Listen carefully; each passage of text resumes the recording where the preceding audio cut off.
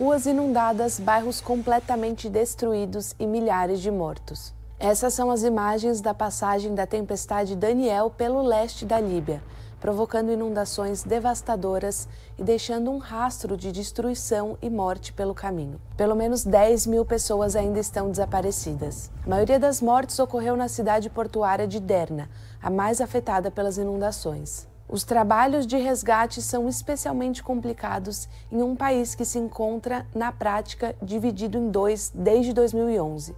Eu sou Julia Granchi, da BBC News Brasil em Londres, e neste vídeo eu relaciono os 3 fatores que contribuíram para que a tragédia atingisse essa magnitude.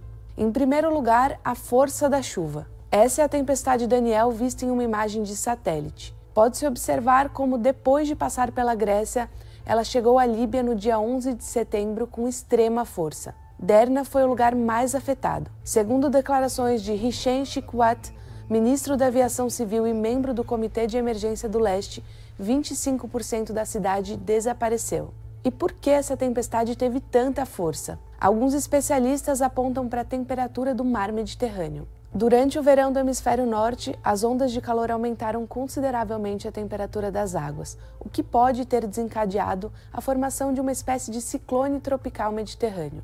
A intensidade foi tanta que, em apenas 24 horas, entre as 8 da manhã do domingo, dia 10, e as 8 da manhã de segunda, dia 11, a cidade de Al-Baida, próxima a Derna, registrou 414 milímetros de chuva. Para se ter uma ideia, na cidade de Benghazi, também próxima, a média anual de pluviosidade é de 270 milímetros por ano. Ou seja, em 24 horas choveu mais do que o esperado para um ano e meio. A força das chuvas não foi a única causa da tragédia, mas elas provocaram o rompimento de represas, o que agravou o problema. Muitas construções não estavam em condições adequadas de conservação, incluindo as represas indicadas no mapa próximas à cidade de Derna. Especialistas em engenharia hidráulica contaram à BBC que o mais provável é que a represa superior, a 12 quilômetros da cidade, tenha rompido primeiro. Isso teria feito com que a água liberada enchesse o vale do rio e atingisse a segunda represa. Com o rompimento desse segundo dique,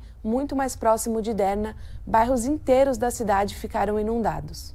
Segundo disse o ministro Hichem Chikwath à BBC, se produziu uma espécie de tsunami. Também foram atingidas na região leste as cidades de Benghazi, Susa e Al-Mari, além de Misrata, ao oeste. Os trabalhos de resgate estão difíceis em Derna, sem água potável e com falta de suprimentos médicos. Além disso, o único hospital da cidade já não tem capacidade para atender mais ninguém. Segundo relatou um membro de equipe de resgate à BBC, o local está tomado com mais de 700 cadáveres aguardando remoção. Os desafios variam entre o acesso a instalações sanitárias básicas para os serviços de saúde, alojamentos e gestão de albergues, alimentos e artigos não alimentares, primeiros socorros, apoio psicossocial e também o restabelecimento do contato familiar. Muitos países como Argélia, Egito, França e Itália ofereceram ajuda e a Turquia enviou equipes de resgate. Porém, a realidade política da Líbia dificulta a organização em uma situação de emergência como essa. E esse é justamente o terceiro fator que fez com que a tragédia tomasse uma dimensão tão grande. Em 2011, uma rebelião derrubou o então líder líbio Muammar Gaddafi, com apoio de membros da OTAN. Desde então, a Líbia está na prática dividida em duas, com 2 governos que se enfrentam pelo controle do poder.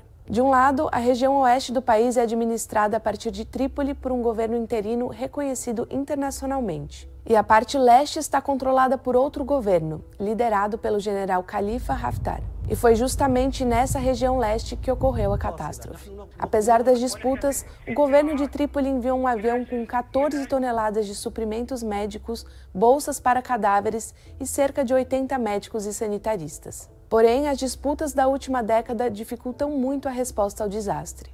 Segundo o jornalista líbio Abdulkader Assad, as administrações rivais não têm capacidade para responder com agilidade diante de uma catástrofe. Ele afirma que não há equipes de resgate nem socorristas capacitados na Líbia, já que todos os esforços dos últimos 12 anos têm sido concentrados na guerra. O fato de que há 2 governos na Líbia provoca muita confusão também no exterior e atrasa a ajuda que chega ao país.